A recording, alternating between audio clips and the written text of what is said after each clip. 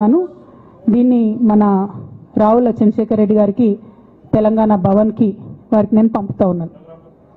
ఎందుకు ఇవి ఇప్పుడే చూపించినా అంటే పదవుల మీద నాకు ఎప్పుడు ఆశ లేదు. మేము ఉద్యమంలోకి వచ్చింది ఎందుకంటే మా నాన్న ఒక్కరు ఇంత ఒంటరి పోరాటం చేస్తున్నారు, ఎంత వీలైతే అంత ఆయనకు మద్దతు ఇవ్వాలని వచ్చినాం. ఆనాడు మేము ఉద్యమంలోకి వచ్చినప్పుడు పార్టీ అధికారంలోకి వచ్చే ఆస్కారమే లేకుండే, తెలంగాణ వస్తుందో రాదే అనే అనుమానాలు అంతటా ఉండే. మేము ఉద్యమంలో కొట్లాటలో లాఠీ దెబ్బలు తినడం కోసం జైల్లోకి పోవడం కోసం ఆనాడు వచ్చిన ఉద్యమంలకు అధికారంలోకి వస్తామనుకొని రాలే. రామన్న అయినా నేనైనా కేవలం నాన్న కోసమే వచ్చిన ఉద్యమంలోకి. అందుకే మా కుటుంబం మీద కుట్ర. ఈ కుట్రను గమనించమనే నేను మా కుటుంబాన్ని కోరుతా ఉన్నా. ఇక పెద్ద సార్కు నీడలాగా సంతోష్ రావు గారు ఉంటారు. ఇక సంతోష్ రావు గారి గురించి 2 నిమిషాలు చెప్తా. అంత పెద్ద సీనున్న మనిషి కాదు కానీ చెప్పాలి. ఎందుకంటే కూరల ఉప్పు ఎట్లుంటుంది ఈయన అట్లా అన్నట్టు, ప్రతి దాంట్లో చెడగొట్టడానికి కొంచెం ఉండాలి కదా అట్లాంటి వాడు. కాబట్టి చెప్పక తప్పదు ఈయన గురించి. చెప్పులో రాయి చెవులో జోరిగా అంటాం కదా అట్లాంటి టైపు, కాబట్టి ఖచ్చితంగా చెప్పాలి. ఇప్పుడు విషయం ఏంటంటే ఈయన ధనదాహం ఎట్లాంటిదంటే సంతోష్ రావు గారిది రామన్న కాన్స్టిట్యున్సీ, కేటీఆర్ అన్న కాన్స్టిట్యున్సీ నేరెళ్లలో ఇసుకలారి గుద్ది ఒక దళిత బిడ్డ చనిపోతాడు. సరే దాని మీద పాపం అక్కడ ఆ రోజు అందరు యాజిటేషన్ చేస్తే ఈయన సంతాన అడ్వాంటేజ్ ఏంది, ఈడ కూర్చుంటాడు కదా సార్ దగ్గర, సీఎం వాళ్ళకి వెళ్ళి ఫోన్ చేసి అక్కడ ఉన్న పోలీసు వాళ్ళందరినీ ఒత్తిడి పెట్టి 7 దళిత బిడ్డల్ని కొట్టినరండి. 3-4 సార్లు 3rd డిగ్రీ వేస్తే ఇలా 7 కుటుంబాలు కూడా వాళ్ళు ఎందుకు కూడా ఏ పని చేసుకోలేనటువంటి పరిస్థితులలో ఆ దళిత బిడ్డలు ఉన్నారు. అది మొత్తం రాజకీయంగా బ్లేమ్ అంతా రామన్న మీదకి వచ్చింది. ధనదాహమేమో సంతన్నది, నేరం చేసిందేమో సంతన్న, వీడికెళ్ళి ఫోన్లు చేసి ఒత్తిడి చేసి కొట్టిపించిందేమో సంతన్న, చెడ్డ పేరేమో రామన్నకు వస్తుంది. ఈ ఎగ్జాంపుల్ చెప్పడం కోసమే నేను ఈయన గురించి చెప్తున్నా, వేరే ఏం లేదు. ఇక సరే టానిక్ వీనిక్ ఈ వీటిలో వచ్చిన కేసులు ఏమవుతాయి? రేవంత్ రెడ్డి గారు ఆర్భాటంగా ఒక అనౌన్స్మెంట్ చేస్తారు. నేను ఇంతకుముందు చెప్పిన కదా మ్యాచ్ ఫిక్సింగ్ ఎట్లుంటుందంటే 1 డే న్యూస్ అవుతుంది, టానిక్లో ఈయన మీద కేసు పెట్టిరని. 3వ రోజు పోలీసు వాళ్ళు ఎఫ్ఐఆర్ కొట్టేసారు. అది మీరు ఇంకా కనుక్కోండి. క్వాష్ చేసేసారు, కేసు మూసేసారు. ఏం అండర్స్టాండింగ్ ఉంది, ఎందుకు మూసేసారు?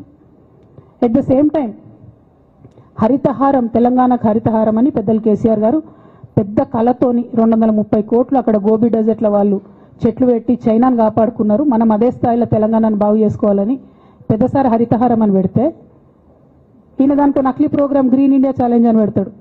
తెల్లారులేస్తే సినిమా వాళ్ళని తీసుకురావాలి, రోజు ఒక ఫోటో వేసుకోవాలి. దాని వెనుక ఉన్న కుట్ర ఏంటంటే జీవో అమెండ్మెంట్ అవుతుంది సంతోష్ గారి గురించి. ఆ ఫారెస్ట్లను 10% ఇన్కమ్ ఎవరన్నా ఇస్తే అమ్యూజ్మెంట్ పార్క్లకు ఇస్తారన్నట్టు. దానికోసం జీవో అమెండ్ అవుతుంది. దానికి ప్రభాస్ గారిని, చిరంజీవి గారిని, అనేక మంది సినిమా స్టార్లను మోసం చేసి వాళ్ళని తీసుకుపోయి వాళ్ళతో ఫోటోలకు పోజులు ఇప్పించి ఫారెస్ట్లను కొట్టేయాలని ప్లాన్ అయినది. ఇక ఈయనకి 2-3 మనుషులు ఉంటారు సంతనకి. ఆయన పోచంపల్లి శ్రీనివాస్ రెడ్డి అని ఎమ్మెల్యే. ఇది నాకు విషయం ఎవరు చెప్పారంటే మన పల్లరాజేశ్వరరెడ్డి అన్ననే చెప్పిండు. మీకు ఏమైనా డౌట్లు ఉంటే ఆయన అడగొచ్చు. ఈ పోచంపల్లి శ్రీనివాస్ రెడ్డి అనేట ఆయన వరికోల్ అనే ఊరు, సామాన్య కుటుంబం, మధ్యతరగతి కుటుంబం. ఇవాళ అక్కడ ఆయన శ్రీమంతుడు అని పిలుస్తారు పోచంపల్లి శ్రీనివాసరెడ్డి గారిని. ఇక్కడ నాకు పల్లరాజేశ్వరరెడ్డి గారు చెప్పిన సమాచారం ప్రకారం మోకిల్లాలో మెగా శ్రీనివాసరెడ్డి, మెగా కంపెనీ ఉంది కదా, ఈ కాళేశ్వరంలో అవినీతి చేసిన mega company plus Pochampalli Srinivas Reddy గారు కలిసి 750 కోట్ల విల్లా ప్రాజెక్ట్ చేస్తున్నారు మోకిల్లాల. ఏడికెళ్ళి వచ్చినాయి అవి? అవినీతి డబ్బులు కాదా? ఎట్లా వస్తాయి? ఎవరైనా who is this Pochampalli Srinivas Reddy? Santosh Rao classmate. అది తప్ప ఆయనకున్న అర్హత ఏం లేదు. ఆయనకి ఎమ్మెల్సీ వస్తుంది, కాంట్రాక్ట్లు వస్తాయి, ఇంకేందో వస్తాయి. అట్లనే నవీన్ రావు అని ఇంకొక ఎమ్మెల్సీ ఉంటాడు. ఆయన డైరెక్ట్గా మా ముఖం పట్టుకొని అందరి ముంగట అంటాడు, నాకు ఎమ్మెల్సీ ఇచ్చింది కేసీఆర్ గారైనా నాకు దేవుడు సంతోషం అంటాడు ఆయన. నిన్న మొన్న వాళ్ళ ఫాదర్ని పట్టుకున్నారు పేకాటల. ఏమైంది కేసు?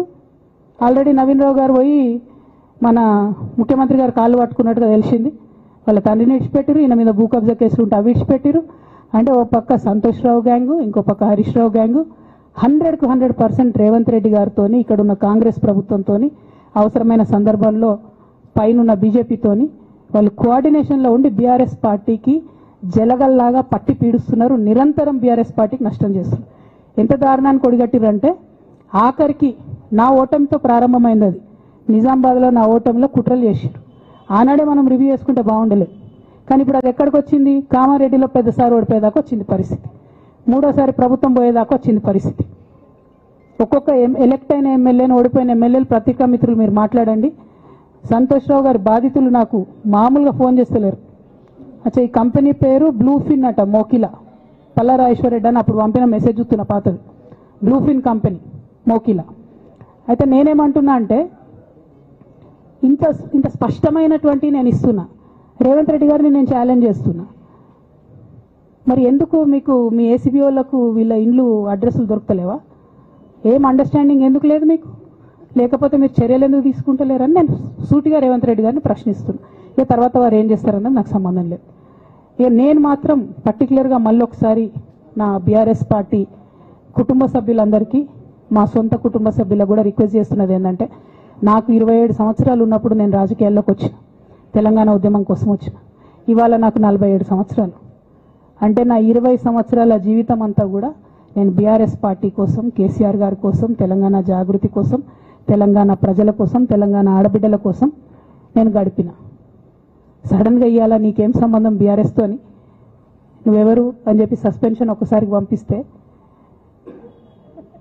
చాలా బాధాకరంగా ఉంది. పర్వాలేదు, అయినా నాకు ప్రజలు ఉన్నారు, నేను వాళ్ళ దగ్గర పోతా, వాళ్ళతో పాటు ఉంటా. కానీ బీఆర్ఎస్ పార్టీలో ఉన్న నాయకుల కార్యకర్తలకు రిక్వెస్ట్ చేస్తాను, సోషల్ మీడియాలో వచ్చే పిచ్చి పిచ్చి పట్టుకొని ప్రజాప్రతినిధులు ప్రెస్ మీట్ పెట్టిరు నిన్న భవన్లో. నేను నిన్న మొన్నటి రోజు వాళ్ళ మీద ప్రెస్ మీట్ పెట్టినప్పుడు ఏమన్నా, కేసీఆర్ గారికి నష్టం చేసిన పార్టీ ఉంటే ఎంత పోతే ఎంత అన్న. సోషల్ మీడియాలో ఉన్న బీఆర్ఎస్ పార్టీ కొంతమంది దుర్మార్గులు ఉన్నారు, సోషల్ మీడియా వెంగు చూసేటోళ్ళు. వాళ్ళ ముంగట విషయం కట్ చేసిరు, ఏది కేసీఆర్ గారికి నష్టం చేసిన అనే విషయం కట్ చేసి బీఆర్ఎస్ పార్టీ ఉంటెంత పోతెంత నేను అన్నా అని చెప్పి ప్రచారం చేస్తున్నారు. నాదే పార్టీ బీఆర్ఎస్ పార్టీ, 20 ఏళ్ళు నేను కష్టపడ్డా. నేను తెలంగాణ జాగృతి పెట్టి ఇండిపెండెంట్గా పనిచేసినప్పుడు